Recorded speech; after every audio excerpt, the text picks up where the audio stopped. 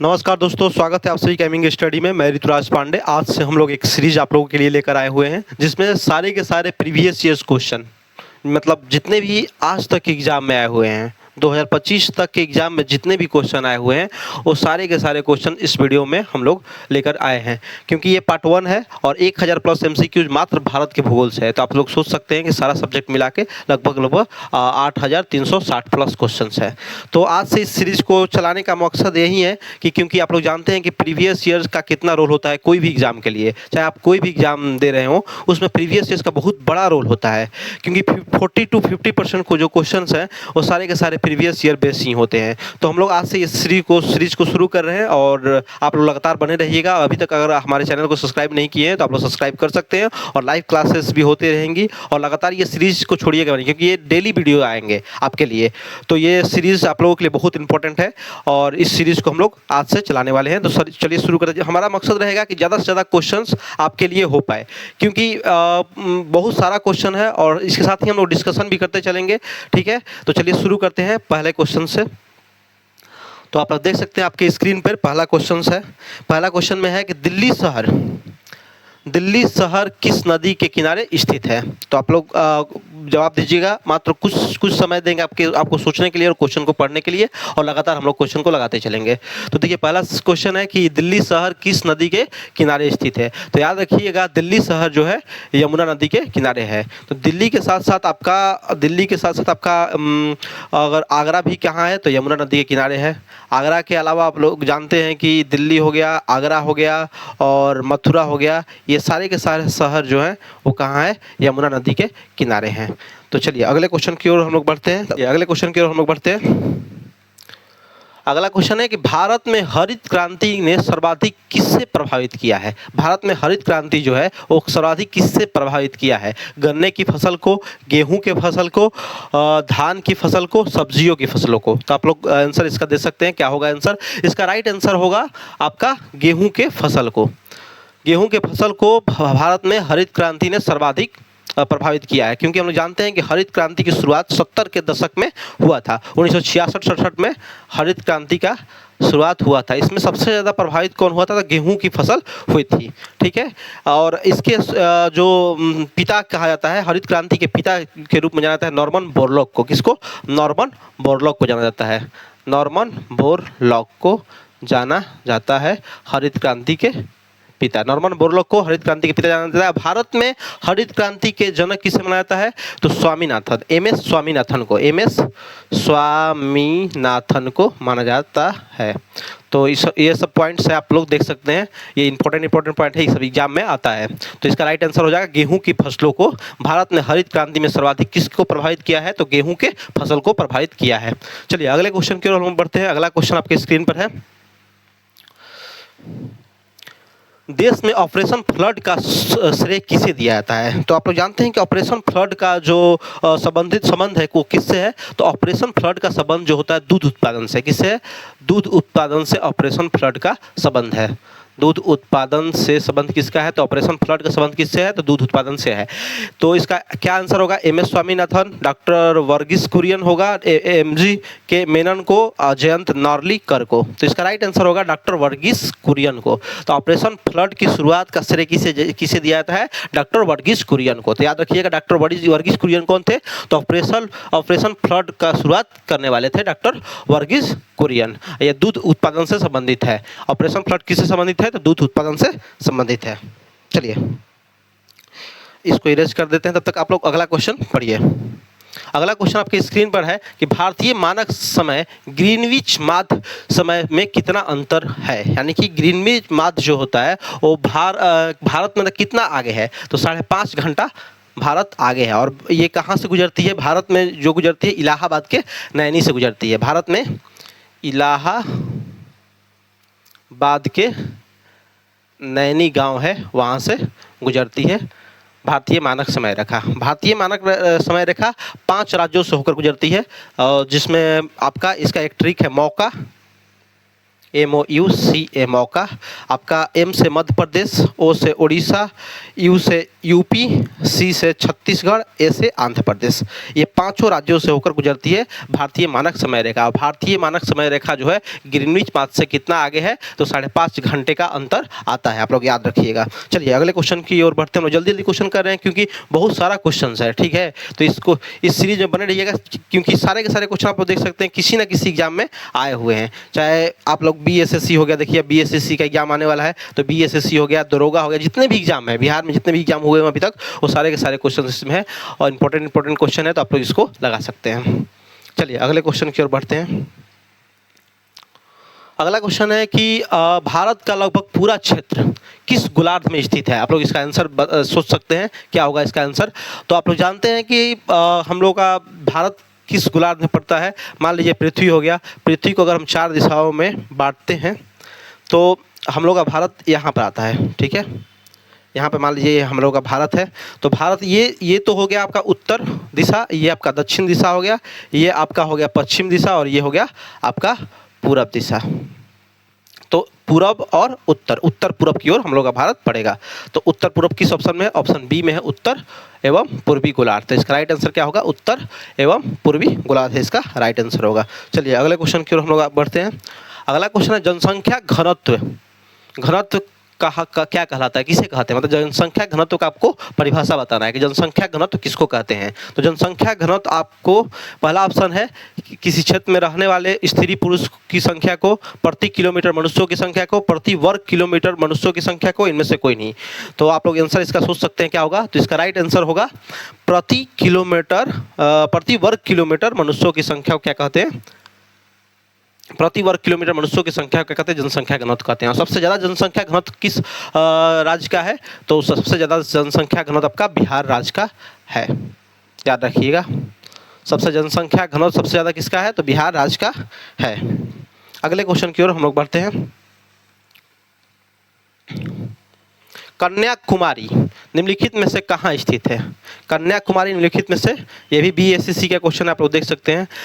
कन्याकुमारी निम्नलिखित में से कहाँ स्थित है। तो इसका ऑप्शन है आपका केरल, तमिलनाडु, कर्नाटक, उड़ीसा। अभी आसान आसान क्वेश्चन आ रहे हैं क्योंकि ये बहुत पुराना क्वेश्चन है। जैसे जैसे नए क्वेश्चन आते रहेंगे तो थोड़ा लेवल क्वेश्चन का बढ़ता रहेगा, क्योंकि पुराने समय में क्वेश्चन का लेवल थोड़ा कम था, मतलब आसान आसान क्वेश्चन आते थे, लेकिन अब का क्वेश्चन का लेवल थोड़ा ज़्यादा हो चुका है। तो उसको भी हम लोग देखेंगे। पहले शुरू से हम लोग स्टार्ट किए हैं, तो पहले 2005 आ रहा है, ऐसे ही करते करते 2024-25 सारा क्वेश्चन आता रहेगा। और जितने भी हैं प्रीवियस ईयर क्वेश्चन है, ये आप लोगों को बहुत ज़्यादा इंपॉर्टेंट है, इस बात को याद रखिएगा।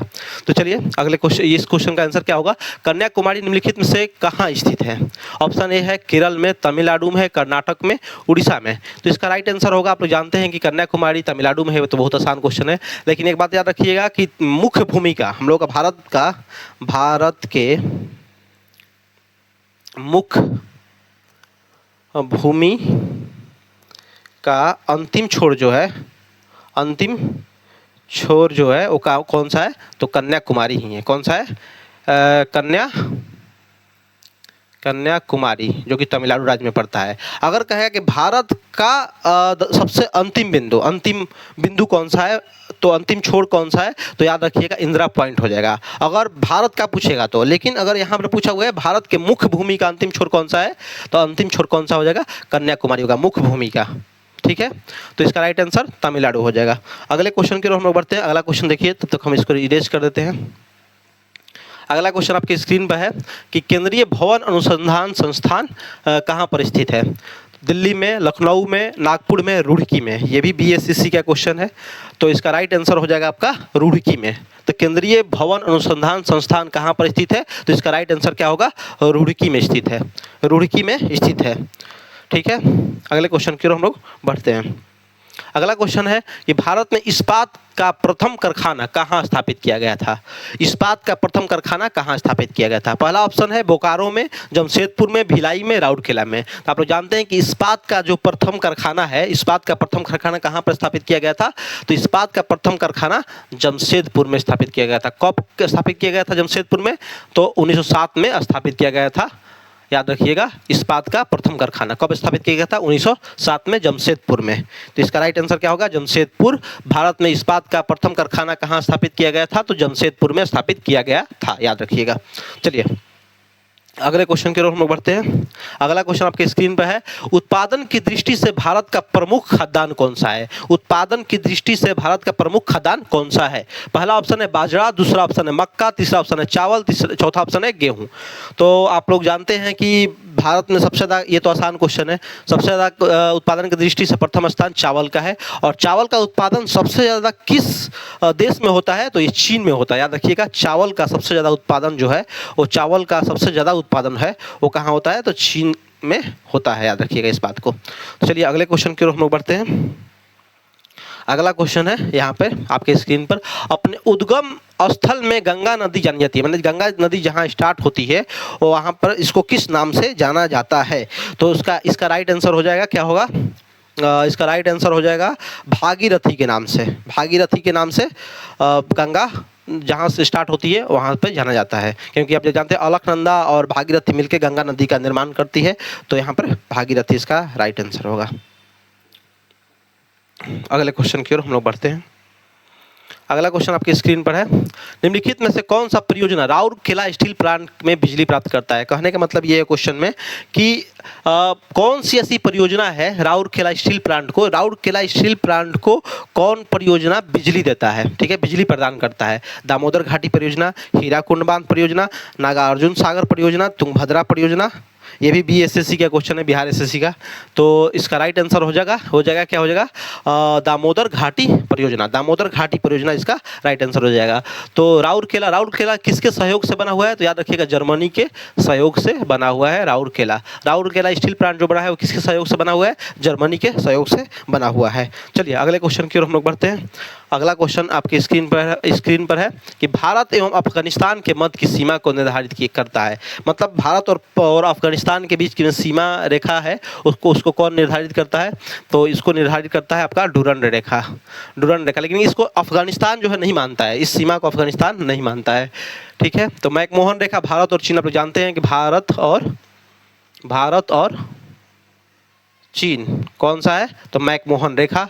और रेड क्लिफ रेखा जो है वो कौन सा है? और हिडेनबर्ग रेखा पोलैंड और जर्मनी के बीच में कौन सा है? पोलैंड और जर्मनी के बीच में आपका है हिडेनबर्ग रेखा। और रेड क्लिफ रेखा आप लोग जानबे करते हैं, रेड क्लिफ रेखा कौन सा होता है? रेड क्लिफ रेखा भारत और पाकिस्तान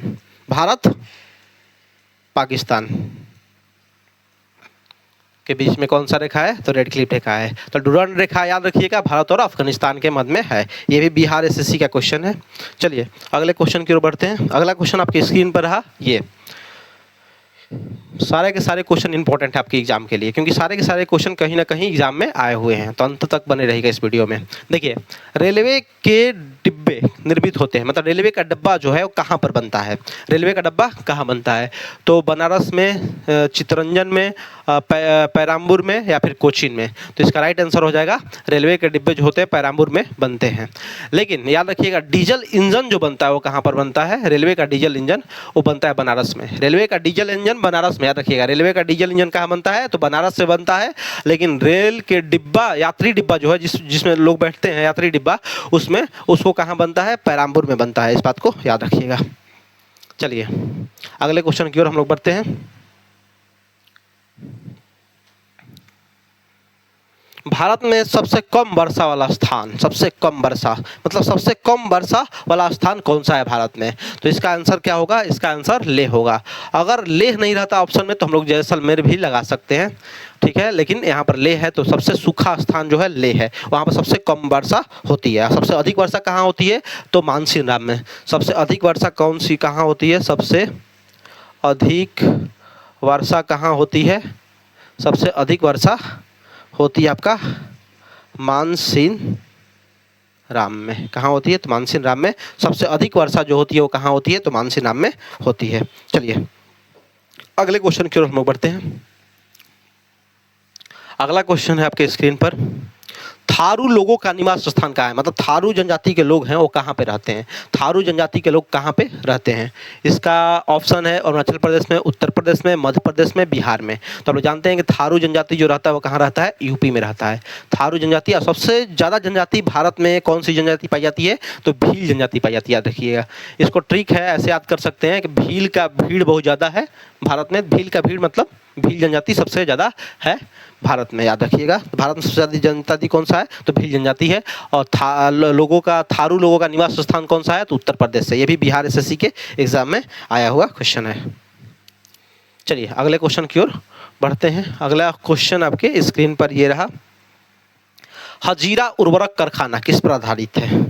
हजीरा उर्वरक कारखाना जो है किस पर आधारित है, तो ये आधारित है प्राकृतिक गैस पर।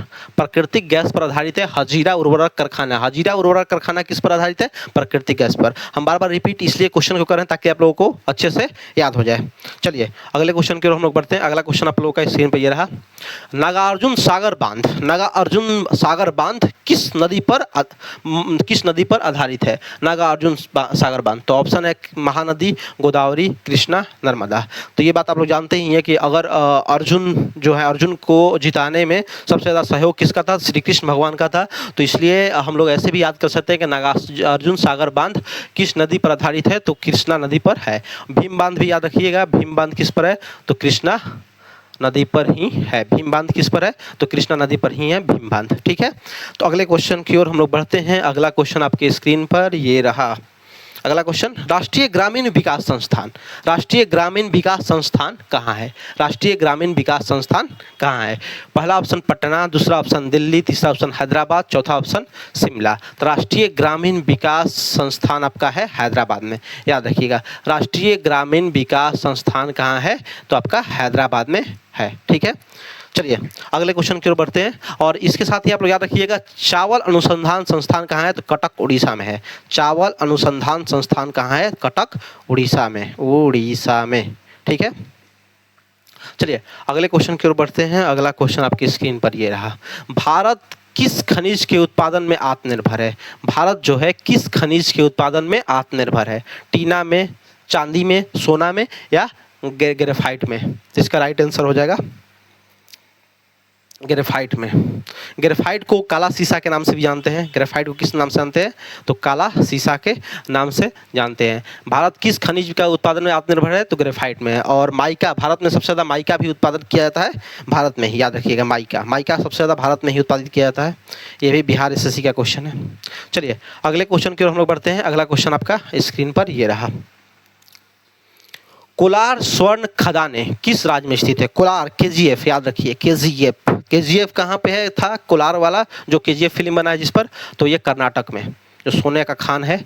कोलार स्वर्ण खदानों में किस राज्य में स्थित है, तो आपका कर्नाटक में स्थित है। अगले क्वेश्चन की ओर हम लोग बढ़ते हैं। अगला क्वेश्चन आपकी स्क्रीन पर ये रहा, भारत में कौन सी विनिर्माण उद्योग सर्वाधिक रोजगार प्रदान करता है। सबसे ज़्यादा रोजगार कौन सा क्षेत्र देता है, तो सबसे ज़्यादा कौन सा क्षेत्र देता है, सूती वस्त्र उद्योग। और सूती वस्त्र उद्योग का कारखाना सबसे ज़्यादा कहाँ है, तो महाराष्ट्र में सबसे ज़्यादा कारखाना है, महाराष्ट्र में। ठीक है, याद रखिएगा। तो सूती वस्त्र उद्योग जो है सबसे ज़्यादा ये देता है, रोजगार देता है। ठीक है, अगले क्वेश्चन की ओर आते हैं। बोकारो इस्पात कारखाने में किस विदेशी देश का सहयोग प्राप्त हुआ है। बोकारो याद रखिए, बोकारो और भिलाई ये दोनों के लिए रूस। तो ऐसे भी एक ट्रिक याद कर सकते हैं, बोका भिलाई सब रूस में। तो बोका भिलाई से मतलब बोकारो और भिलाई ये दोनों के दोनों किसके सहयोग से बने हैं। बोकारो स्टील प्लांट और भिलाई इस्पात केंद्र ये दोनों के दोनों बने हुए रूस के सहयोग से। तो इसका ऑप्शन है अमेरिका, ब्रिटेन, फ्रांस और पूर्व सोवियत संघ। तो पहले रूस का ही नाम क्या था, पूर्व सोवियत संघ नाम था, याद रखिएगा, पूर्व सोवियत संघ। तो बोकारो इस्पात कारखाने में किस विदेश देश का सहयोग प्राप्त किया गया है, तो पूर्व सोवियत संघ यानी कि रसिया का। ठीक है, अगले क्वेश्चन की ओर आते हैं हम लोग। अगला क्वेश्चन आपके स्क्रीन पर ये रहा, गंगा के दक्षिणी भाग में पुरानी जलोढ़ मिट्टी को किस नाम से जानते हैं। मतलब कि गंगा के जो दक्षिणी भाग है, गंगा के नीचे वाला सेक्टर जो दक्षिणी भाग है, उसमें पुरानी जलोढ़ मिट्टी को किस नाम से पुकारते हैं। पुरानी जलोढ़ मिट्टी को किस नाम से पुकारते हैं, तो भांगर मिट्टी, लाल मिट्टी, बलथर मिट्टी, करेल कैवाल मिट्टी। ये भी बिहार एसएससी का क्वेश्चन है। तो इसका राइट आंसर हो जाएगा करेल कैवाल मिट्टी। करेल कैवाल मिट्टी गंगा के दक्षिणी भाग में पुरानी जलोढ़ मिट्टी को किस नाम से जानते हैं, तो करेल कैवाल मिट्टी के नाम से जानते हैं। चलिए अगले क्वेश्चन की ओर हम लोग बढ़ते हैं। अगला क्वेश्चन आपके स्क्रीन पर ये रहा,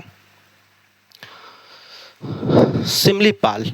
सिमलीपाल मुख्यतः किस वन जीव संरक्षण के लिए प्रसिद्ध है, मतलब सिमलीपाल में किस जीव के लिए प्रसिद्ध है? तो सिमलीपाल आप लोग जानते हैं, सिमलीपाल जो है वो कहाँ है? सिमलीपाल राष्ट्रीय उद्यान उड़ीसा में स्थित है। और इसमें सबसे ज़्यादा मुख्यतः यह किस जीव के लिए प्रसिद्ध है? अगर ये क्वेश्चन कह रहा है तो इसका राइट आंसर हो जाएगा हाथी के लिए सबसे ज़्यादा प्रसिद्ध है। ठीक है, और ये कहाँ पे है? सिमलीपाल उड़ीसा में है। अगले क्वेश्चन की ओर हम बढ़ते हैं। अगला क्वेश्चन आपके स्क्रीन पर, नंदनकानन अभयारण्य, ये भी उड़ीसा में ही है। नंदनकानन, नंदनकानन अभयारण्य किसके लिए प्रसिद्ध है? किस मतलब किस जीव के लिए प्रसिद्ध है? पक्षी के लिए प्रसिद्ध है, हिरण के लिए प्रसिद्ध है, सफ़ेद बाघ के लिए, सफ़ेद चीता के लिए? तो ये भी बिहार एसएससी का क्वेश्चन आप लोग देख सकते हैं स्क्रीन पर। नंदनकानन अभयारण्य किसके लिए प्रसिद्ध है? तो ये प्रसिद्ध है, याद रखिएगा, सफ़ेद बाघ के लिए। सफ़ेद बाघ के लिए प्रसिद्ध है नंदनकानन अभयारण्य। किसके लिए प्रसिद्ध है? तो सफ़ेद बाघ के लिए प्रसिद्ध है नंदनकानन अभयारण्य। नंदनकानन अभयारण्य किसके लिए प्रसिद्ध है? तो सफ़ेद बाघ के लिए प्रसिद्ध है, याद रखिएगा। चलिए अगले क्वेश्चन की ओर हम लोग बढ़ते हैं।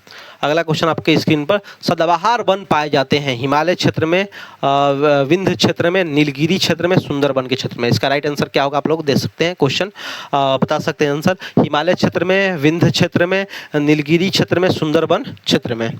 तो इसका राइट आंसर हो जाएगा सदाबहार वन। मतलब सदाबहार वन वहीं पर पाया जाता है जहाँ पर ज़्यादा बारिश होती हो, ज़्यादा जीव जंतु रहते हैं, उसे ही सदाबहार वन क्षेत्र वहीं पर पाया जाएगा जहाँ ज़्यादा बारिश होगा। तो इसका राइट आंसर हो जाएगा हिमालय के क्षेत्र में सदाबहार वन पाए जाते हैं। सदाबहार वन कहाँ पाए जाते हैं? तो हिमालय के क्षेत्र में। ऐसे पश्चिमी घाट में पाए जाते हैं, लेकिन ऑप्शन में हिमालय है, तो हिमालय इसका राइट आंसर हो जाएगा। चलिए अगले क्वेश्चन की ओर हम लोग बढ़ते हैं। अगला क्वेश्चन आपके स्क्रीन पर ये रहा। ठीक है, भारत का सबसे ऊंचा बांध कौन सा है? भारत का सबसे ऊंचा बांध, तो भारत का सबसे ऊंचा बांध कौन सा है? तो ऑप्शन में है हीराकुंड, भाखड़ा नांगल, नागार्जुन सागर और टिहरी डैम। टिहरी डैम, तो इसका राइट आंसर हो जाएगा टिहरी डैम। टिहरी डैम जो है कहाँ पे है? ये भी बिहार एसएससी का क्वेश्चन है। टिहरी डैम है आपका उत्तराखंड में है। कहाँ पे है? तो टिहरी डैम जो है वो कहाँ पर है? उत्तराखंड में स्थित है टिहरी डैम, याद रखिएगा। टिहरी डैम कहाँ है? उत्तराखंड में। भारत का सबसे ऊंचा बांध है टिहरी डैम। टिहरी डैम कहाँ पर स्थित है? तो उत्तराखंड में स्थित है। चलिए अगले क्वेश्चन की ओर हम लोग बढ़ते हैं। अगला क्वेश्चन है आपके स्क्रीन पर, पश्चिमी बंगाल की सीमाएं कितने देशों के साथ लगती है? बहुत ही आसान क्वेश्चन और बहुत ज़्यादा रिपीटेड क्वेश्चन, ये बहुत ज़्यादा आता है। पश्चिम बंगाल की सीमाएं पश्चिम बंगाल की सीमाएं आपका कितने देशों के साथ लगती है? 3, 4, 2, 5? तो इसका राइट आंसर हो जाएगा 3 देशों के साथ लगती है पश्चिम बंगाल की सीमा। पश्चिम बंगाल की सीमा अगर आप लोग देखें तो नेपाल, भूटान और इसके साथ ही नेपाल, भूटान और इसके साथ ही बांग्लादेश के साथ लगती है। याद रखिएगा, बांग्लादेश के साथ ही भारत सबसे ज़्यादा सीमा साझा करती है, 4096 किलोमीटर। याद रखिएगा कितना? 4096 किलोमीटर।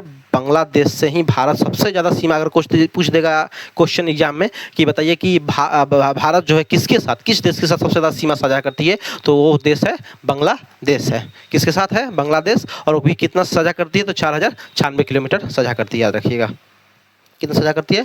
4096 किलोमीटर सजा करती है।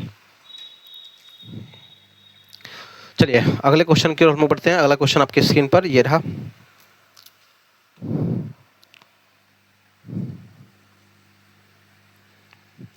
राष्ट्रीय चावल अनुसंधान संस्थान कहाँ पर है? कटक, नई दिल्ली, लखनऊ, कानपुर? ये तो पीछे ही आप लोग बता दिए हैं। तो इसका राइट आंसर हो जाएगा कटक, यानी उड़ीसा में। कटक यानी उड़ीसा में स्थित है राष्ट्रीय चावल अनुसंधान संस्थान। कहाँ पर स्थित है? तो कटक में, उड़ीसा में स्थित है। अगला क्वेश्चन आप लोग पढ़ सकते हैं, क्या है? रेलवे डीजल इंजन कारखाना, ये भी पीछे बता चुके हैं आप लोगों को। रेलवे डीजल इंजन कारखाना कहाँ पर है? तो रेलवे डीजल इंजन कारखाना कहाँ पर है? तो ये आपका राइट आंसर हो जाएगा वाराणसी में है। कहाँ पे है? वाराणसी में। रेलवे डीजल इंजन कारखाना कहाँ पर स्थित है? तो वाराणसी में स्थित है। रेलवे डीजल इंजन कारखाना कहाँ पर स्थित है? तो वाराणसी में स्थित है, बनारस में। ठीक है, अगला क्वेश्चन आपकी स्क्रीन पर, उड़ीसा निम्न से सबसे ज़्यादा किस चीज़ की पैदावार होती है?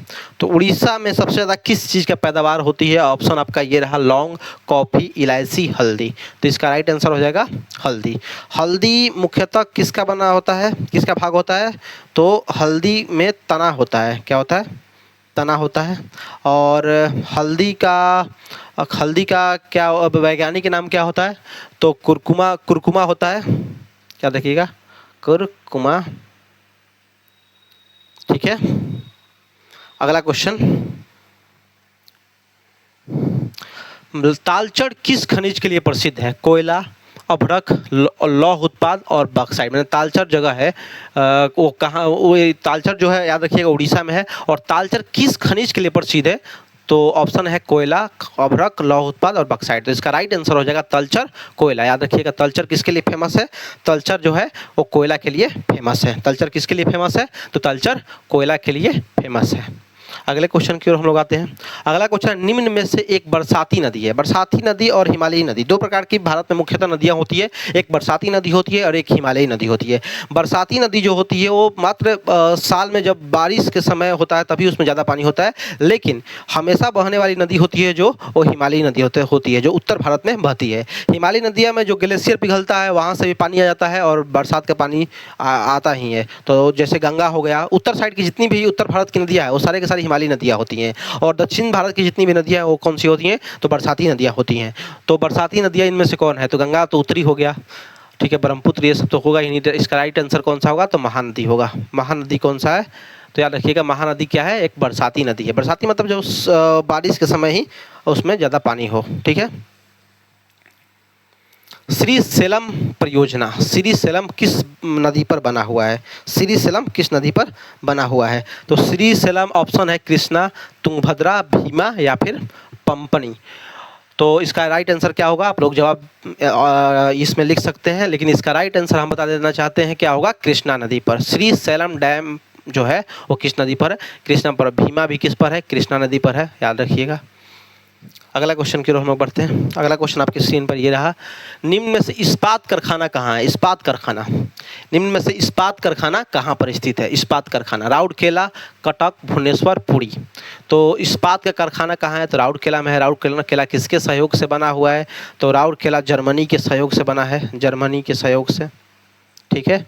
किसके सहयोग से बना हुआ है राउरकेला? तो जर्मनी के सहयोग से बना हुआ, जर्मनी देश है उसके सहयोग से क्या बना हुआ है? राउरकेला बना हुआ है। और इस्पात कारखाना कहाँ है? निम्न में से इस्पात कारखाना कहाँ है? तो राउरकेला। और ये क्वेश्चन में डाउट लग रहा है, क्या है? निम्न में से इस्पात कारखाना कहाँ है? इस्पात कारखाना तो राउरकेला है, और राउरकेला उड़ीसा में, ठीक है। राउरकेला उड़ीसा में है, ठीक है। और ये राउरकेला किसके सहयोग से बना हुआ है? तो जर्मनी के सहयोग से बना हुआ है। चलिए अगले क्वेश्चन की ओर आते हैं। अगला क्वेश्चन है आपके स्क्रीन पर, विश्व के क्षेत्रफल का कितना भाग भारत के पास है? मतलब कि विश्व में टोटल जितना भी जगह है, प्लेस है, उसमें भारत के पास कितना है? तो आप लोग जानते हैं कि भारत के पास मात्र 2.4% है। 2.4% भारत के पास है। विश्व के क्षेत्रफल का मात्र 2.43% किसके पास है? तो भारत के पास है, ठीक है। ये भी बिहार एसएससी का क्वेश्चन है। अगला क्वेश्चन आपके स्क्रीन पर ये रहा, विजयवाड़ा किस नदी पर स्थित है? विजयवाड़ा। तो अर्जुन को विजय किसने दिलवाया था? तो कृष्णा जी ने। अर्जुन को विजय किसने दिलवाया था? तो कृष्णा जी ने। तो इसका राइट आंसर हो जाएगा कृष्णा नदी पर। विजयवाड़ा किस नदी के किनारे बसा हुआ है? तो याद रखिएगा कृष्णा नदी पर बसा हुआ है। विजयवाड़ा किस नदी के किनारे बसा हुआ है? तो कृष्णा नदी के किनारे बसा हुआ है विजयवाड़ा। विजयवाड़ा किस नदी के किनारे बसा हुआ है? तो कृष्णा नदी के किनारे बसा हुआ है विजयवाड़ा। चलिए अगले क्वेश्चन की ओर बढ़ते हैं। भारत में सबसे कम वन क्षेत्र किस राज्य में स्थित है? सबसे कम मतलब सबसे ज़्यादा कहाँ कम वन है, कहाँ सबसे ज़्यादा कम पेड़ स्थित है? तो इसका राइट आंसर हो जाएगा, याद रखिएगा, हरियाणा में।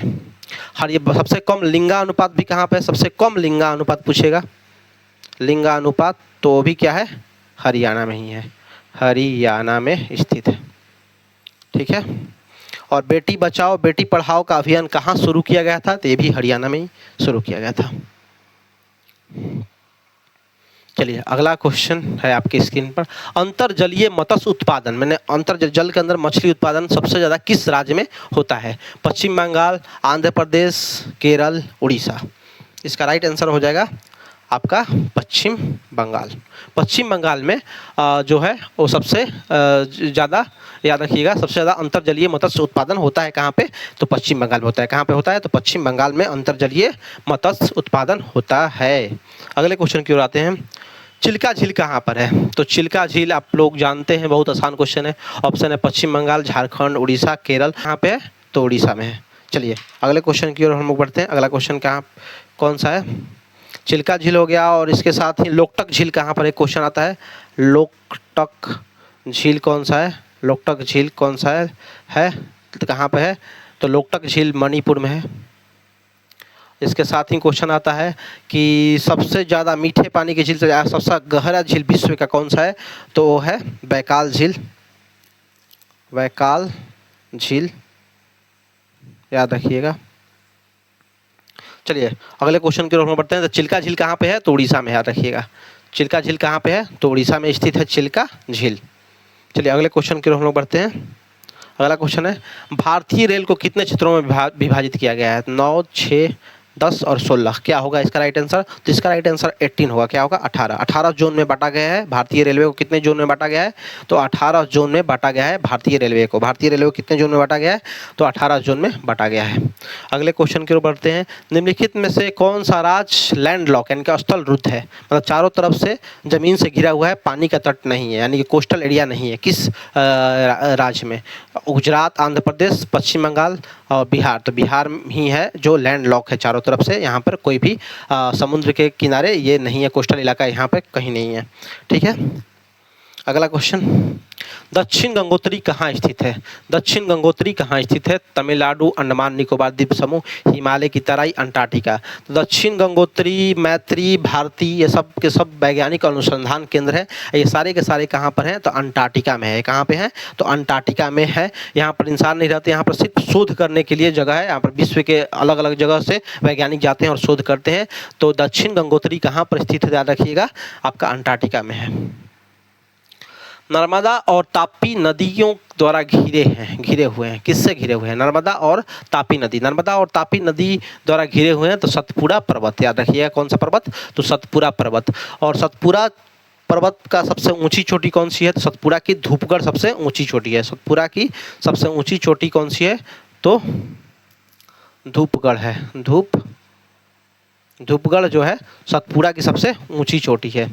धूपगढ़ कहाँ की सबसे चोटी है, सतपुड़ा की सबसे ऊंची चोटी है। अरावली की सबसे ऊंची चोटी कौन सी है, तो गुरु शिखर है।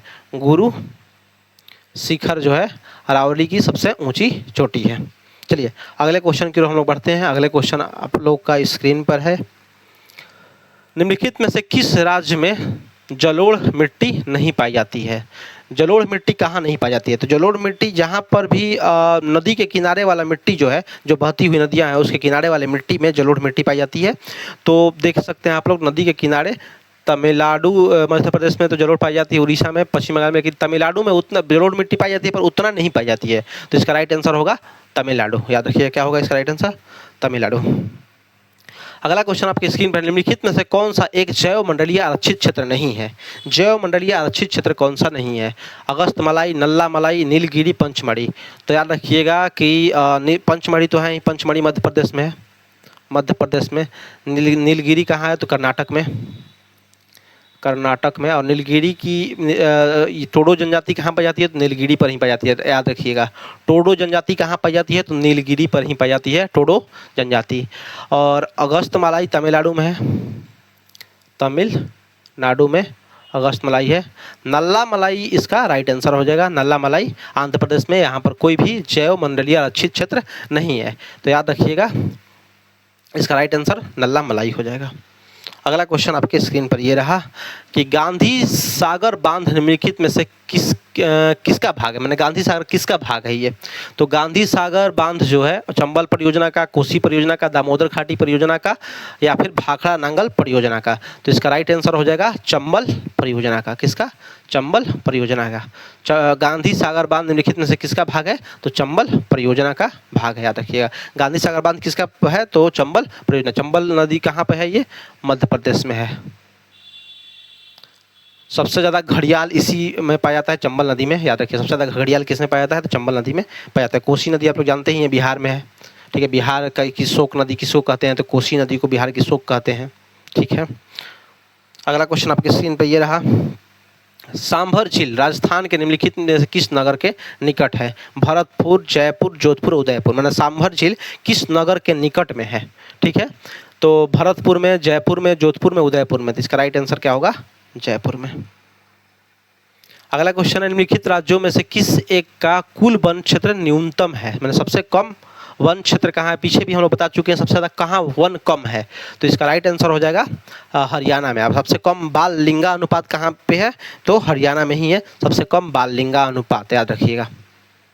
अगला क्वेश्चन है, देश में सबसे बड़ा सार्वजनिक क्षेत्र का उपक्रम यानी कि अंडरटेकिंग कहाँ पे है, मतलब सबसे ज़्यादा लोग सार्वजनिक क्षेत्र कौन सा है? तो इसका राइट आंसर होगा रेल परिवहन। अभी छठ का समय है तो देख सकते हैं आप लोग कितने लोग, मतलब ट्रेन का टिकट तक नहीं मिल रहा है बिहार आने के लिए।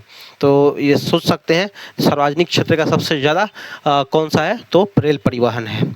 ठीक है, अगला क्वेश्चन की ओर बढ़ते हैं हम लोग। अगला क्वेश्चन है कि भाखड़ा नांगल बांध किस राज्य में स्थित है? पंजाब, उत्तर प्रदेश, महाराष्ट्र, उत्तराखंड। तो इसका राइट आंसर हो जाएगा पंजाब। भाखड़ा नांगल बांध जो है वो कहाँ पर स्थित है? तो पंजाब में स्थित है। ठीक है, अगला क्वेश्चन की ओर बढ़ते हैं। उत्तराखंड राज्य की राजधानी निम्नलिखित में से कौन सी है? तो उत्तराखंड की राजधानी देहरादून। ये तो बहुत आसान है, उत्तराखंड की राजधानी कौन सी है? तो देहरादून है। ठीक है, अगले क्वेश्चन की ओर बढ़ते हैं। स्वर्णिम चतुर्भुज योजना ये सड़क को जोड़ती है, सड़क के लिए है। तो इसका राइट आंसर हो जाएगा सड़क मार्ग के लिए स्वर्णिम चतुर्भुज। किसको किसको जोड़ती है ये भी इंपॉर्टेंट है, ये भी एग्जाम में आ सकता है। स्वर्णिम चतुर्भुज योजना किसको किसको जोड़ती है? तो याद रखिएगा, पहले तो ये मुंबई और दिल्ली और कोलकाता और चेन्नई। स्वर्णिम चतुर्भुज योजना जो है सड़क है वो ये चारों शहरों को आपस में जोड़ती है। चारों शहरों को आपस में कौन जोड़ता है? तो स्वर्णिम चतुर्भुज योजना किस क्षेत्र से संबंधित है? तो सड़क मार्ग से संबंधित है। ये 4 शहरों को आपस में जोड़ता है। ठीक है, अगला क्वेश्चन आपकी स्क्रीन पर ये रहा कि निम्नलिखित में से कौन सी खरीफ फसल नहीं है? तो खरीफ फसल आप लोग जानते हैं कि जून जुलाई में उसको बोया जाता है और अक्टूबर नवंबर में लगभग काट लिया जाता है।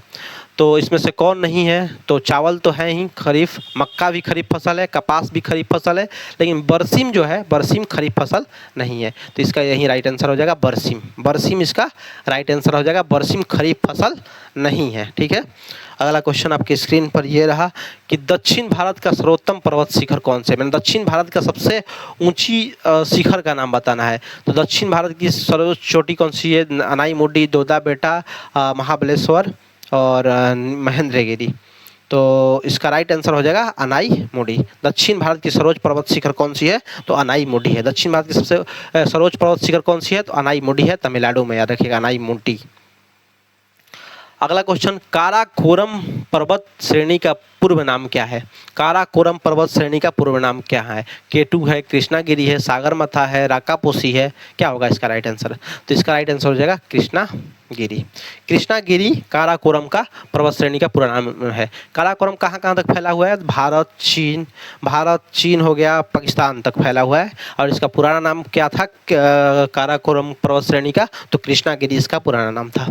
ठीक है, अगला क्वेश्चन की ओर बढ़ते हैं। अगला क्वेश्चन, टिहरी बांध किस राज्य में है? मध्य प्रदेश, उत्तर प्रदेश, उत्तराखंड, छत्तीसगढ़। टिहरी डैम भारत की सबसे ऊंची डैम है ये टिहरी डैम, और ये हम पहले भी बता चुके हैं कि उत्तराखंड में स्थित है टिहरी डैम। अगले क्वेश्चन की ओर बढ़ते हैं हम लोग। अगला क्वेश्चन है आपकी स्क्रीन पर, भारत का सबसे ऊंचा जल प्रपात कौन सा है? ऑप्शन है कपिल धारा, धुआंधार, इनमें से कोई नहीं। तो इसका राइट आंसर हो जाएगा जोग जल प्रपात, जो कि शरावती नदी पर है। कहाँ पे है? शरावती नदी पर स्थित है। कौन सा? जोग जलप्रपात। और जोग जलप्रपात सबसे ऊंचा जलप्रपात है, याद रखिएगा। भारत का सबसे ऊंचा जलप्रपात कौन सा है? तो जोग जलप्रपात है। झूम कृषि करने वाली मुख्य जनजाति कौन सी है? एक सेकंड क्वेश्चन पढ़िए आप लोग। झूम कृषि करने वाली मुख्य जनजाति कौन सी है? तो याद रखिएगा झूम कृषि करने वाली मुख्य जनजाति ये है गारो है।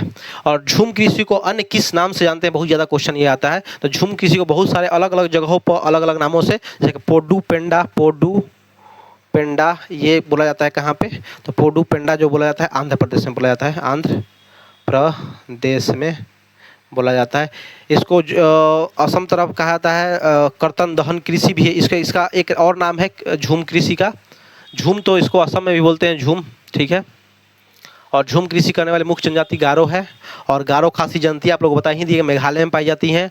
और झूम कृषि जो है वो झूम कृषि को कर्तन एवं दहन कृषि भी कहते हैं। कर्तन एवं दहन कृषि भी कहते हैं। दहन कृषि भी कहते हैं। कर्तन दहन कृषि जो है वो कर्तन एवं दहन कृषि यानी कि स्लैश एंड बर्न कृषि यानी काटो और जलाओ, एक ऐसी खेती की परंपरा जिसमें पेड़ को पहले काट दिया जाता है, साफ सफाई कर दिया जाता है, वहाँ उधर के जितने भी आदिवासी लोग पहले करते थे इस खेती को, मतलब कि पेड़ को वहाँ से काट कर और वहाँ पर बचे उचे जितने भी घास है उसको जला दिया जाता है। उसके बाद वहाँ पर खेती की जाती है और जब तक उसकी उर्वरता खत्म नहीं ना हो जाए और खेती की जाती है। जैसे ही वहाँ पे उपज बंद हो जाती है और कहीं और खेती की जाती है, तो यही है स्लैश एंड बर्न कृषि। क्या होता है स्लैश एंड बर्न कृषि, आप लोग समझ गए होंगे। अगले क्वेश्चन की ओर हम लोग चलते हैं। अगला क्वेश्चन आपके स्क्रीन पर ये रहा, बांग्लादेश की सीमा से मिलने वाला राज्य है त्रिपुरा, मणिपुर, अरुणाचल प्रदेश या फिर नागालैंड। तो आप लोग जानते हैं कि बांग्लादेश की सीमा से मिलने वाला राज्य है, तो बांग्लादेश के सटा हुआ है कौन सा है, त्रिपुरा होगा। बांग्लादेश से कौन सा है, तो त्रिपुरा होगा। ठीक है, बांग्लादेश से कौन सटा हुआ है, त्रिपुरा होगा। अखबारी कागज उद्योग के लिए कौन सा शहर विख्यात है, अखबारी कागज के लिए कौन सा विख्यात है, आगरा, सूरत, नेपानगर, जमशेदपुर। तो इसका राइट आंसर हो जाएगा नेपानगर। नेपानगर कहाँ स्थित है, तो मध्य प्रदेश में स्थित है नेपानगर। ये भी बिहार एसएससी का आया हुआ है, याद रखिएगा। अखबारी कागज के लिए कौन सा प्रसिद्ध है, तो नेपानगर। अखबारी कागज के लिए कौन प्रसिद्ध है, तो नेपानगर प्रसिद्ध है। नेपानगर कहाँ पर है, तो मध्य प्रदेश में है नेपानगर।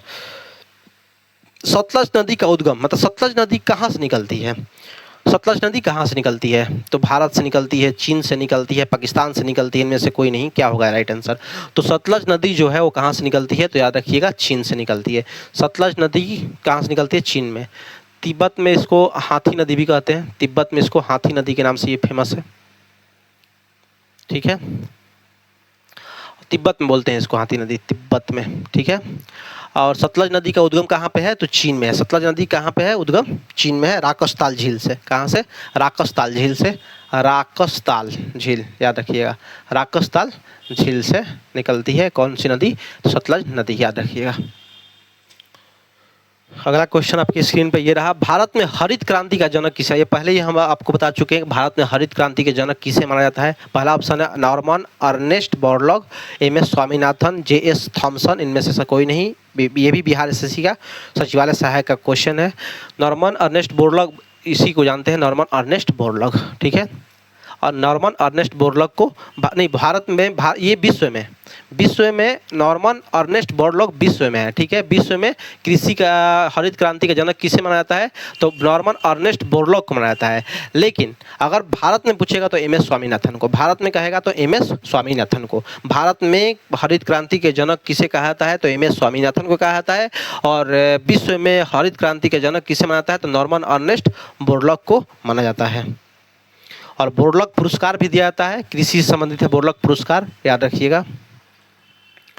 अगला क्वेश्चन आपके स्क्रीन पर ये रहा, राष्ट्रीय स्मार्ट गवर्नमेंट संस्थान कहाँ स्थित है। स्मार्ट गवर्नमेंट संस्थान, स्मार्ट गवर्नमेंट संस्थान होता क्या है, स्मार्ट गवर्नमेंट संस्थान ये होता है कि सरकार ट्रांसपेरेंसी से चल रही है कि नहीं है, मतलब सुलभ तरीका से चल रहा है या नहीं चल रहा है, इसी को देखने के लिए बनाया गया है राष्ट्रीय स्मार्ट गवर्नमेंट संस्थान। तो इसका राइट आंसर हो जाएगा हैदराबाद में स्थित है ये, मतलब कि राष्ट्रीय स्मार्ट गवर्नमेंट संस्थान कहाँ पर स्थित है, तो हैदराबाद में स्थित है। चलिए अगले क्वेश्चन की ओर हम लोग बढ़ते हैं। अगला क्वेश्चन आपकी स्क्रीन पर ये रहा कि वृंदावन गार्डन कहाँ स्थित है। यहाँ पर कुछ ब्लर हो गया है क्वेश्चन थोड़ा, लेकिन हम पढ़ देते हैं क्वेश्चन को कि वृंदावन गार्डन कहाँ स्थित है। मथुरा में, मनाली में, मैसूर में, मोहाली में। तो वृंदावन गार्डन याद रखिएगा मैसूर में है, मैसूर में। आप लोगों को लग रहा हो मथुरा में, लेकिन मथुरा में नहीं है वृंदावन गार्डन। वृंदावन गार्डन कहाँ पे है, तो मैसूर में है, याद रखिएगा। अगला क्वेश्चन, न्यूनतम साक्षरता वाला प्रदेश है, मतलब सबसे कम साक्षरता दर कहाँ का है, तो आप लोग जानबे करते हैं कहाँ पे है, तो बिहार का है। सबसे न्यूनतम साक्षरता वाला प्रदेश कौन सा है, तो बिहार है, याद रखिएगा। अगला क्वेश्चन आप लोग स्क्रीन पर देख सकते हैं। अगला क्वेश्चन यहाँ पर है, निम्नलिखित में से कौन सा कथन सत्य नहीं है। सत्य नहीं पूछ रहा है आपसे, तो सत्य नहीं है कौन सा क्वेश्चन। देखिए पहला ऑप्शन में दिया हुआ है कि महानदी का उद्गम छत्तीसगढ़ में है, गोदावरी नदी का उद्गम महाराष्ट्र में है, दूसरा ऑप्शन। तीसरा ऑप्शन है कावेरी नदी का उद्गम आंध्र प्रदेश में है। चौथा ऑप्शन है ताप्ती नदी का उद्गम मध्य प्रदेश में है। तो इसका राइट आंसर क्या होगा? तो इसका राइट आंसर हो जाएगा, देखिए, महानदी का उद्गम छत्तीसगढ़ में है, बिल्कुल सही बात है, सही बात है ये। गोदावरी नदी का उद्गम महाराष्ट्र में है, ये भी सही बात है। और कावेरी नदी का उद्गम आंध्र प्रदेश में है, नहीं, कावेरी नदी का उद्गम जो है वो आपका कर्नाटक में है। कहाँ है? तो कर्नाटक में है। कहाँ पे है? तो कर्नाटक में कावेरी नदी का उद्गम है, आंध्र प्रदेश में नहीं है, याद रखिएगा, ठीक है। और ताप्ती नदी का उद्गम मध्य प्रदेश में है, बिल्कुल ताप्ती नदी का उद्गम मध्य प्रदेश में है। चलिए अगले क्वेश्चन की ओर हम लोग बढ़ते हैं।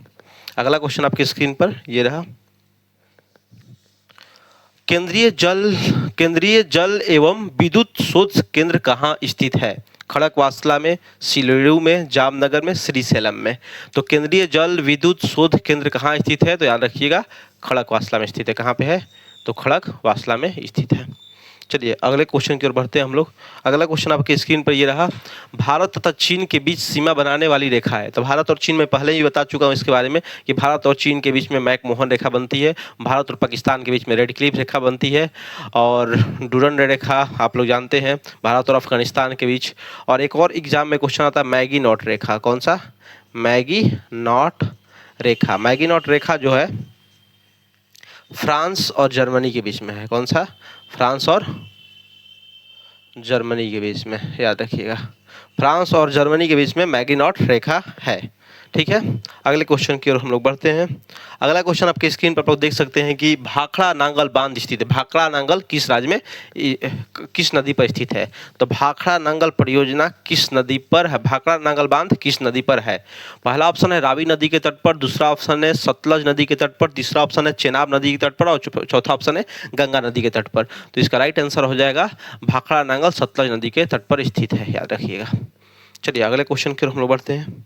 अगला क्वेश्चन स्क्रीन पर सर्वाधिक जनसंख्या वाला शहर है। तो सर्वाधिक जनसंख्या अगर भारत में कहा तो सर्वाधिक जनसंख्या वाला शहर तो हम लोग बता सकते हैं कि वो दिल्ली है। लेकिन अगर कह रहा है कि सर्वाधिक जनसंख्या वाला शहर विश्व में, तो इसका राइट आंसर टोक्यो हो जाएगा। तो 74 नंबर का राइट आंसर टोक्यो हो जाएगा। सर्वाधिक जनसंख्या वाला शहर विश्व में कहेगा तो टोक्यो, भारत में कहेगा तो दिल्ली। चलिए अगले क्वेश्चन की ओर आते हैं। अगला क्वेश्चन है भारत में सबसे लंबी नदी पर बना पुल है। मैंने किस राज्य में सबसे लंबी नदी पर बना पुल है? उत्तर प्रदेश में है, बिहार में है, उड़ीसा में है, मदुरई में है। तो इसका राइट आंसर हो जाएगा आपका बिहार। ये गांधी सेतु पुल के बारे में कह रहा है जो गंगा नदी पर बना हुआ, लेकिन अब अगर कहेगा तो असम में भूपेन हजारिका पुल है, असम में भूपेन हजारिका, ठीक है। अगले क्वेश्चन की ओर बढ़ते हैं। अगला भारत का विशालतम क्षेत्रफल वाला राज्य, क्षेत्रफल की दृष्टि से सबसे बड़ा राज्य भारत में कौन सा है? तो बहुत आसान क्वेश्चन है, ये तो राजस्थान है। भारत में क्षेत्रफल की दृष्टि से सबसे बड़ा राज्य कौन सा है? तो राजस्थान है। और क्षेत्रफल की दृष्टि से सबसे छोटा राज्य कौन है? सबसे छोटा राज्य गोवा है। अगले क्वेश्चन की ओर हम बढ़ते हैं। अगला क्वेश्चन है भारत के किस शहर में दूसरे राज्यों से सर्वाधिक प्रवासी आते हैं? मतलब सबसे ज़्यादा प्रवासी कहाँ से आते हैं? दूसरे राज्यों से किस शहर में आते हैं? दूसरे जगह से किस शहर में प्रवासी सबसे ज़्यादा आते हैं? तो वो दिल्ली शहर में। आप जानते हैं कि दिल्ली में बहुत ज़्यादा लोग बाहर से रोजी रोजगार के लिए आते हैं, तो इसका राइट आंसर दिल्ली हो जाएगा। अगला क्वेश्चन की ओर बढ़ते हैं। नमक की सर्वाधिक उत्पादन किस राज्य में होता है? तो आप जानते हैं कि गांधी जी नमक सत्याग्रह किए थे, तो कहाँ पे किए थे? तो आप जानते हैं गुजरात में। तो इसका राइट आंसर गुजरात हो जाएगा। अगला क्वेश्चन, भारत में सबसे बड़ा उत्पादक एवं निर्यातक है, मतलब इनमें से कौन सा ऐसा चीज़ है जिसका भारत सबसे ज़्यादा उत्पादक भी है और निर्यातक भी है? क्या तांबा है, क्या लेड है, माइका है, या जिंक है? तो इसका राइट आंसर हो जाएगा, हम पहले ही बता चुके हैं कि माइका में सबसे ज़्यादा भारत क्या करता है? उत्पादन करता है और निर्यात भी करता है, ठीक है। उत्पादन भी करता है और एक्सपोर्ट भी करता है, सबसे ज़्यादा किसको? तो माइका को। अगला क्वेश्चन आपके स्क्रीन पर ये रहा कि भारत में रेलवे स्टेशनों के लगभग संख्या कितनी है? भारत में रेलवे स्टेशनों की संख्या कितनी है? तो अभी लगभग 7,500 के करीब में रेलवे स्टेशन है, ठीक है। 7,500 के करीब में रेलवे स्टेशन है, ठीक है। अगला क्वेश्चन आपकी स्क्रीन पर है ये मणिपुर की राजधानी। तो मणिपुर की राजधानी बहुत ही ईजी है, ये तो इम्फाल है। मणिपुर की इम्फाल, गोवा का पणजी, ठीक है। अगला क्वेश्चन, किसे नवाबों का शहर, नवाबों का शहर बहुत ही आसान क्वेश्चन, नवाबों का शहर लखनऊ होता है। ये भी बिहार एसएससी में आया हुआ क्वेश्चन है, ठीक है। अगला क्वेश्चन आपकी स्क्रीन पर, भारतीय मानक समय ग्रीनविच समय से कितना आगे या पीछे है। तो हम लोग जानते हैं आगे होता है, पहले ही बता चुके हैं 5.5 घंटा आगे होता है। ये बहुत बार अभी भी रिपीट हो रहा है, 2024 के 25 के एग्जाम में, बहुत सारे एग्जाम में ये क्वेश्चन आ चुका है, तो इसको ध्यान में रखिएगा आप लोग, 5.5 घंटा आगे है। अगला क्वेश्चन की ओर हम लोग बढ़ते हैं, रबी फसल की कटाई का महीना कौन सा है। तो रबी फसल की कटाई कब होती है, तो जनवरी में, मार्च में, अगस्त में, सितंबर में। तो रबी फसल जो है, रबी फसल की कटाई मार्च तक हो जाती है, तो मार्च इसका राइट आंसर हो जाएगा। याद रखिएगा, रबी फसल मार्च में कटाई हो जाती है, और अक्टूबर नवंबर में इसकी बुआई होती है रबी फसल की, और मार्च में कटाई हो जाती है। अगला क्वेश्चन, भारत में सबसे बड़ा वन जीव अभयारण्य है, सबसे बड़ा वन जीव अभयारण्य कौन सा है। तो घाना है, दाचीगाम है, बांदीपुर है, पेरियार है। याद रखिएगा, पेरियार तो केरल में है, बांदीपुर याद रखिएगा, बांदीपुर कर्नाटक में है, बांदीपुर कर्नाटक में है, और Dachigam Jammu and Kashmir, J&K Jammu and Kashmir में, और घाना ये है भरतपुर राजस्थान में। तो इसका राइट आंसर क्या हो जाएगा, भारत में सबसे बड़ा वन जीव अभयारण्य अगर पूछेगा तो इसका राइट आंसर आप लोग बता सकते हैं कि भारत में सबसे बड़ा वन जीव अभयारण्य बांदीपुर वन जीव अभयारण्य है। बांदीपुर वन जीव अभयारण्य की स्थापना 1973 ईस्वी में टाइगर प्रोजेक्ट के लिए किया गया था। कब किया गया था, 1973 ईस्वी में। चलिए अगले क्वेश्चन की ओर बढ़ते हैं हम लोग। अगला क्वेश्चन आपकी स्क्रीन पर यह है, निम्नलिखित में से कौन सा शहर यमुना नदी के किनारे स्थित नहीं है। नहीं पूछ रहा है, यमुना नदी के किनारे स्थित नहीं है। तो आप लोग जानते हैं, हम पहले ही बता चुके हैं कि हरिद्वार जो है वो नहीं है, मथुरा भी है, आगरा भी है, और दिल्ली भी है। ये तीनों के तीनों शहर जो है ये यमुना नदी के तट पर है, दिल्ली, आगरा, मथुरा। हरिद्वार तो आपका उत्तराखंड में हो जाएगा, उत्तराखंड में तो यमुना नदी बहती नहीं है, तो इसका राइट आंसर क्या हो जाएगा, हरिद्वार। हरिद्वार में नहीं है, याद रखिए। यमुना नदी के किनारे कौन नहीं है, तो हरिद्वार नहीं है। बाकी दिल्ली यमुना नदी किनारे है, आगरा यमुना नदी किनारे है, और मथुरा भी यमुना नदी के किनारे स्थित है। चलिए अगले क्वेश्चन की ओर हम लोग आते हैं। भारत में कौन सा राज्य चाय का सबसे बड़ा उत्पादक है। चाय का सबसे बड़ा उत्पादक राज्य पूछ रहा है, तो चाय आप जानते हैं कि असम में सबसे ज़्यादा चाय होती है। भारत के असम स्टेट में सबसे ज़्यादा चाय उत्पादन होती है। और अगला क्वेश्चन आपकी स्क्रीन पर, हीराकुंड बांध, हीराकुंड बांध निर्मित है। तो हीराकुंड महानदी पर, उड़ीसा में हीराकुंड महानदी, याद रखिएगा। अगला क्वेश्चन, निम्नलिखित में से किस भारतीय राज्य की सीमा तिब्बत, नेपाल और भूटान और पश्चिम बंगाल से स्पष्ट कर दिया। तिब्बत से भी, नेपाल से भी, भूटान से भी, और पश्चिम बंगाल से भी। तो एकमात्र ऐसा राज्य है जिसका नाम है सिक्किम। सिक्किम बहुत ही प्यारा राज्य है। तो सीमा तिब्बत से, नेपाल से, भूटान से और पश्चिम बंगाल से लगता है, तो वह है सिक्किम हो जाएगा। चलिए अगला क्वेश्चन है, निम्नलिखित में से कौन सा भारत का संघीय क्षेत्र है। भारत का संघीय क्षेत्र कौन है। तो भारत का संघीय क्षेत्र यानी कि केंद्र शासित प्रदेश सबसे पूछ रहा है, तो आपका केंद्र शासित प्रदेश कौन सा है, दादरा एवं नगर हवेली है। कौन सा है, दादरा एवं नगर हवेली। अगले क्वेश्चन की ओर हम बढ़ते हैं, हैवी इंजीनियरिंग कॉर्पोरेशन कहाँ पर स्थित है। हैवी इंजीनियरिंग कॉर्पोरेशन कहाँ पर स्थित है। हैवी इंजीनियरिंग कॉर्पोरेशन जो है वो कहाँ पर स्थित है, पिंपरी, त्रिची, धनबाद या रांची। तो इसका राइट आंसर क्या हो जाएगा, Ranchi. Heavy engineering and corporation कहाँ पर स्थित है, तो रांची में स्थित है। चलिए अगले क्वेश्चन की ओर हम आते हैं। अगला क्वेश्चन है, कौन सी पर्वत श्रृंखला भारतीय उपखंड की पश्चिमी सीमा बनाती है। मतलब कि कौन सा ऐसा पर्वत है जो भारतीय उपखंड की पश्चिमी सीमा बनाती है। तो पश्चिमी सीमा कौन सा बनाती है, तो अरावली हो गया, सतपुड़ा हो गया, पीर पंजाल हो गया, हिंदू कुश हो गया। तो इसका राइट आंसर हो जाएगा अरावली। अरावली जो है भारतीय उपखंड की पश्चिमी सीमा बनाती है। तो ये सारे के सारे क्वेश्चन पूछे गए हैं एग्जाम में, और धीरे धीरे क्वेश्चन का लेवल अप आता जाएगा। जैसे ही क्वेश्चन 2024-25 में हम लोग इंटर करेंगे, बहुत सारा क्वेश्चन टॉप मिलेंगे। अभी तो ये आसान आसान क्वेश्चन चल रहे हैं क्योंकि ये बहुत पुराने क्वेश्चन हैं, ठीक है। लेकिन सारा क्वेश्चन आपके लिए इंपॉर्टेंट है, कब क्वेश्चन कौन सा आ जाए कोई ठीक नहीं है, ठीक है। सूरत शहर किस नदी के किनारे स्थित है। पहले ही हम बता चुके हैं कि सूरत शहर, देखिए कितना रिपीट होता है प्रीवियस ईयर। तो सूरत शहर जो है ताप्ती नदी के किनारे स्थित है। सूरत शहर कहाँ पर स्थित है, तो ताप्ती नदी के किनारे स्थित है। अगला क्वेश्चन, प्रसिद्ध रॉक गार्डन, रॉक गार्डन जो है वो प्रसिद्ध कहाँ पर स्थित है। रॉक गार्डन जो है ऑप्शन है शिमला, जयपुर, लखनऊ, चंडीगढ़। तो इसका राइट आंसर हो जाएगा चंडीगढ़। रॉक गार्डन कहाँ पे है, तो चंडीगढ़ में है। और रॉक गार्डन का निर्माण किसने कराया था, नेक नाम सैनी ने। किसने, नेक नाम सैनी ने। ठीक है। 1957 ईस्वी में इन्होंने एक सरकारी कर्मचारी के तौर पर स्टार्ट किया था इसके निर्माण के लिए। तो चंडीगढ़ में है कौन सा प्रसिद्ध रॉक गार्डन। रॉक गार्डन कहाँ पे है? तो चंडीगढ़ में है। किसने बनाया था? तो नेकनाम सेनी ने। अगला क्वेश्चन, सूती रेशा प्राप्त किया जाता है। सूती रेशा किससे प्राप्त किया जाता है? तना से प्राप्त किया जाता है, पत्ती से प्राप्त किया जाता है, बीज से या फल से? चारों ऑप्शन यहाँ पर है आपके सामने। सूती रेशा प्राप्त किया जाता है तने से, पत्ती से, फल से या बीज से। तो इसका राइट आंसर फल से हो जाएगा। अगला क्वेश्चन है 9 degree channel. 9 degree channel, 8 degree, 10 degree, तीनों इंपॉर्टेंट है, बहुत ज़्यादा आता है एग्जाम में क्वेश्चन। तो 9 डिग्री चैनल अलग करती है, तो याद रखिएगा 9 डिग्री चैनल आपका लक्षद्वीप और मिनी इकाई को अलग करती है। इसका 9 डिग्री हो जाएगा। 10 डिग्री आपका हो जाएगा, 10 डिग्री आपका हो जाएगा अंडमान निकोबार। अंडमान को निकोबार से अलग करती है, अंडमान एंड निकोबार को, निकोबार 10 डिग्री। और 8 डिग्री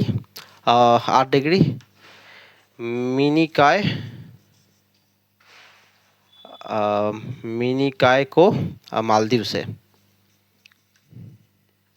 ठीक है, मिनिकाय मालदीव को अलग करती है। तो ये 8 डिग्री हो गया, 10 डिग्री और 9 डिग्री। 8, 9, 10 तीनों याद रखना जरूरी है। तो 8 डिग्री मिनिकाय मालदीव, 10 डिग्री अंडमान निकोबार और 9 डिग्री जो हो जाएगा लक्षद्वीप और मिनिकाय। चलिए अगले क्वेश्चन की ओर हम लोग आते हैं। अगला क्वेश्चन आपके स्क्रीन पर ये रहा। विश्व की दूसरी सबसे ऊंची चोटी कौन सी है? दूसरी सबसे ऊंची चोटी पूछ रहा है। दूसरी सबसे ऊंची चोटी कौन सी है? कंचनजंगा, K2, नंदा देवी, लाहौल से। तो इसका राइट आंसर हो जाएगा दूसरी पहला, इसलिए इसका राइट आंसर K2 हो जाएगा। पहला कहता तो माउंट एवरेस्ट है विश्व की सबसे ऊंची चोटी। K2 की ऊंचाई कितनी है? तो 8611 मीटर है इसकी ऊंचाई। और 8848 किसका है? तो माउंट एवरेस्ट का है। माउंट एवरेस्ट का इसका ऊंचाई है, ठीक है। याद रखिएगा माउंट एवरेस्ट की ऊंचाई कितनी है? तो 8848। और K2 को गाडविन ऑस्टिन के नाम से भी जाना जाता है। तो K2 की ऊंचाई कितनी है? तो 8611 मीटर है। और माउंट एवरेस्ट की ऊंचाई कितनी है? 8848 मीटर है, ठीक है। अगले क्वेश्चन की ओर हम लोग बढ़ते हैं। अगला क्वेश्चन आपके स्क्रीन पर ये रहा। भारत में समुद्र तट को छूने वाले राज्यों की संख्या कितनी है? तो समुद्र तट से कितने सीमा लगती हैं? 9 ठो ऐसे मतलब 9 ठो ऐसे स्टेट हैं जो समुद्र को टच करती हैं भारत के, ठीक है। अगला क्वेश्चन आपकी स्क्रीन पर ये रहा। डीजल रेलवे इंजन बनाए जाते हैं। तो डीजल रेलवे इंजन कितना बार क्वेश्चन आ चुका है? तो डीजल रेलवे इंजन कहेगा तो इसका राइट आंसर बनारस हो जाएगा। डीजल रेलवे इंजन बनारस में ही बनाए जाते हैं। और बिहार में भी मढ़ौरा में भी एक कोच फैक्ट्री है रेलवे का, ठीक है। तो बिहार के मढ़ौरा भी याद रखिएगा। अगला क्वेश्चन, गंगा बेसिन पर वर्षापात का विभाजन पैटर्न घटता है। पूर्व तो कह रहा है कि मतलब गंगा बेसिन में वर्षापात का विभाजन पैटर्न घटता है, मतलब किधर से किधर की ओर जाता है। तो हम लोग भारत का एक मानचित्र बना लेते हैं, ठीक है। भारत का मानचित्र एक बनाने के बाद इसको समझते हैं, ठीक है। इस पर उतना ठीक है, मान लीजिए कि भारत हो गया। तो एक तो गंगा नदी इस पैटर्न से बहती हुई बांग्लादेश में मिल जाती है। तो हम लोग कह सकते हैं कि ये पश्चिम से पूरब की ओर और उत्तर से दक्षिण की ओर। तो यहाँ पर पश्चिम से पूरब और उत्तर से दक्षिण की ओर कह सकते हैं, ठीक है। इसका राइट आंसर ए हो जाएगा। तो गंगा बेसिन पर वर्षापात विभाजन पैटर्न घटता है पश्चिम से पूरब और उत्तर से दक्षिण की ओर। चलिए अगले क्वेश्चन की ओर हम लोग बढ़ते हैं। अगला क्वेश्चन आपके स्क्रीन पर ये रहा। भारत में सबसे अधिक बड़ी जनजाति है, समुदाय है। तो हम लोग पहले ही बता चुके हैं कि भील का भीड़ सबसे ज़्यादा है। तो भील जनजाति, मतलब इसको ट्रिक है याद करने के लिए, ठीक है। भील जनजाति सबसे अधिक है, मतलब भील समुदाय सबसे अधिक है भारत की जनजाति में, ठीक है।